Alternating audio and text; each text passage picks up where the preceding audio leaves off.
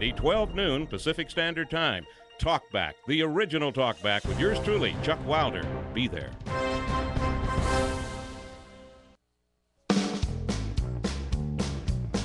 Welcome back, folks. Fred Dreyer behind the mic. Yes, sir. And behind the mic is Mike. As I'm here, sir. And welcome back. We've been chatting about, the Romney Santorum punch-out yesterday. 8 votes between the winner and loser there in that 25% each race. Yeah, and I think we should hire Newt to find out who the 58 jackasses were that voted for Herman Cain.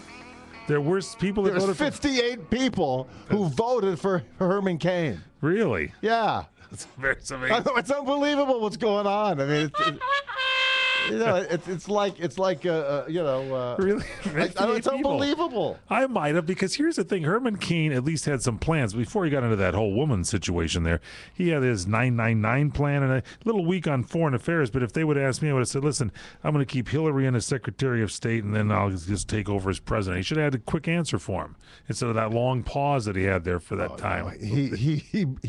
He had such brain farts. It was unbelievable. Something. He was completely unqualified, this guy. All right, but he was refreshing for a minute there. Because it was like watching, Beavis and Butthead for a half hour before you go back to work. Put him in charge of something later in the cabinet. We'll give him something to do. Secretary of Fast Food or something. My daughter texts me and she says, Herman Cain, I don't believe that. And 58 votes. I would not let him run my pizza shop. Unbelievably, and this is something that no one talked about, with those 58 votes that Herman Cain received, that actually put him one above Huntsman. Well, just a second. Just a second. I thought I throw that one out. Huntsman cleared town. He got 760 votes. He did get 760. That's pretty good. Yeah. Well, he didn't do anything. So that's 760, and the 999 plan, they gave him 58. 58 votes. So there's 800 votes that could have gone either way to whoever it was. That's right. And the Screech Owl, she had her husband pack up the station wagon. You think she really screeches? I don't think she screeches. Really? Yeah. She has a more of a calming voice, I think, than Sarah Palin. Did you see Sarah Palin? Sarah Palin is kind of the screechy kind of a sound. Did you see Sarah? No, I did not. Was she doing commentary? She was commentating about. People were asking her, "You think Michelle Bachmann should, get out of the race?" What did she say? Yes. She wouldn't say yes. She wouldn't say no. She was fumbling around there. But her, I went into the other room and listened.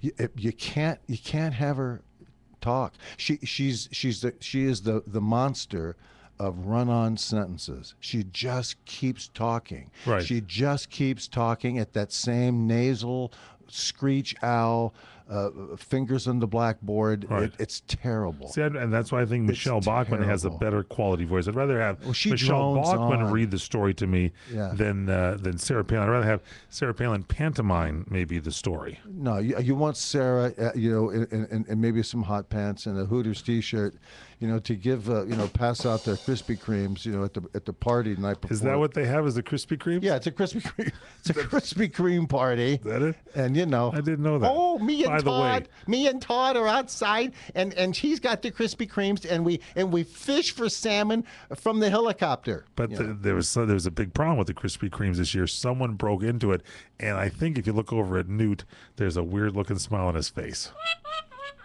I think Newt. Newt got into the Krispy Kreme. Newt is. He was angry last night. After all of his interviews, yes. That Newt drifts to the back to the buffet, and he to make himself happy again. No, he starts I've done eating that on pizza. occasion. He starts eating pizza. Yeah. And some stuff there, and slugging down, the conservative portions of. Conservative portions. That's the nice thing about Newt. He eats a lot of them, but he eats conservative portions. He should really wear a tie. Yes, he should wear a tie. He should wear a tie. He looks like That's true. No, he looks like a Grandpa Bill. As we woke him up to Grandpa Bill to join the party. But he should keep a tie up to hold his neck up.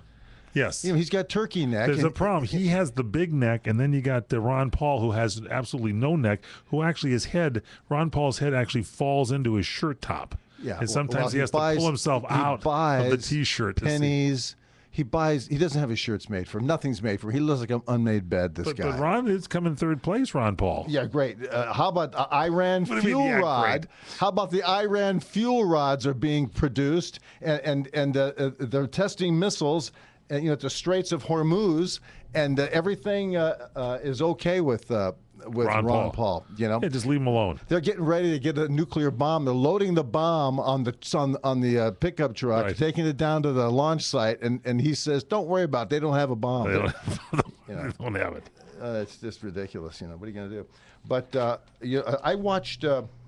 I did watch some football. I got to tell you. Oh wait, you did watch football? So you switched away for a little bit? The Sugar Bowl was on, huh? Yeah, I watched my friend Brady Hoke, who used to coach for 2 years at San Diego State. Wow. And then last year he left for Michigan, turned him right around. They were like, you're talking about 10 wins. You're talking about on Monday. You saw that Michigan game, Yeah, right? Michigan, they beat Virginia Tech. I think it was Virginia Tech. That was a good game. It went back and forth. Here's the thing I'm not too happy about in the college games is, they do the coin toss, and the guy who wins the coin toss says, I want to be defense, because they both get a chance to score, and they go up at the 25-yard line or something. You could kick the ball in all day long, couldn't you, back and forth? Yeah, well, they screw that up. That is dumb, isn't it? Well, I think they should just kick it off and play for 5 minutes and see what happens. I agree with you on that.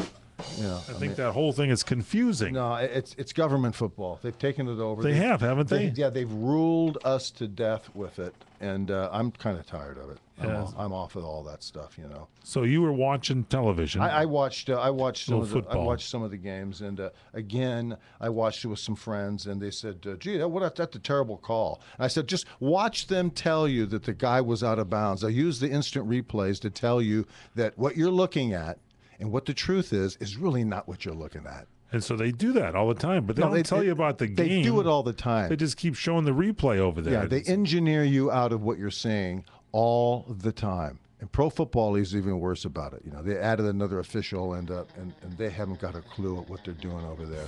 And it's really a shame, what's happened to sports when television got a hold of it. I know I left the sport in 1981, and when I left, I loaded all my stuff, put all my crap in my truck, and I headed up the 405 You had freeway. a lot of stuff when you played football. Yeah, people don't realize you had 5 lockers in that locker I had a room. bunch of stuff. I loaded up. I ran to my car. You did? You ran to your car? I ran to my car. After loading it up, and 5 lockers. Lake, the guy who ran the gate, I said, "Lake, open this sucker. I'm out of here." And so he opened it up. I waved goodbye. Pants from Roman Gabriel in that locker of yours. I was gone. You had everything. You were gone. I was long gone. And where do you store all that now that it took out of your football career? Oh, it's in my garage. It is in your garage? Yeah. That's where everybody's stuff is. I'm giving it to my grandkids when they. In your garage? Yeah, I'm giving it to Emma. I'm going to give it to Emma. We'll be back. The Fred Dreyer Show on CRN.